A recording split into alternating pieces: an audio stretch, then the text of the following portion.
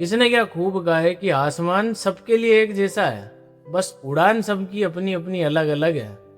नमस्कार, मैं राजा अग्रवाल एक बहुत सुंदर सी कहानी सुनाता हूँ। एक बार एक जंगल में विशाल बरगद का पेड़ था। उस पर एक बाज और एक नन्ही सी चिड़िया रहती थी। चिड़िया रोज उठती, दाना तिनका चुनती, दिन भर मेहनत करती थी, पर बाज बस ऊंचाई पर बैठा हुआ उसे देखता रहता था। तो एक दिन हवा में थोड़ी सी नरमी थी, तो चिड़िया ने बाज से पूछ लिया कि भाई साहब, आप इतने बड़े हो, इतने ताकतवर हो, पर आप दिन भर बस शांति से बैठे रहते हो, क्या आपको डर नहीं लगता कि कभी कोई शिकारी आ जाएगा, आपको पकड़ कर ले जाएगा? तो चिड़िया की यह बात सुनकर बाज सिर्फ मुस्कुराया और कुछ नहीं बोला। अब अगले ही पल मौसम बदल गया।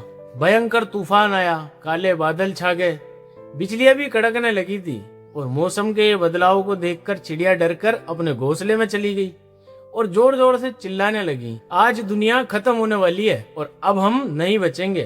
पर चिड़िया ने घोंसले में से देखा कि बाज अब भी उसी ऊंचाई पर एकदम शांत बैठा है।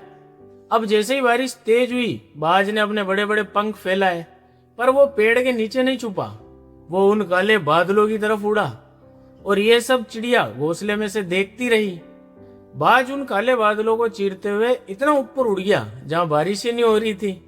बाज बादलों के ऊपर उड़ रहा था जहां धूप और सिर्फ सुकून ही सुकून था। दोस्तों, एक छोटी सी कहानी हमें सीख देती है कि हम सबकी भी जिंदगी में बारिश और तूफान आते हैं, पर जब मुश्किलें आए तो उनसे डरकर घोंसले में मत छुपो, बल्कि अपनी उड़ान इतनी ऊंची कर लो कि मुश्किलें तुम्हारे कदमों के नीचे रह जाए।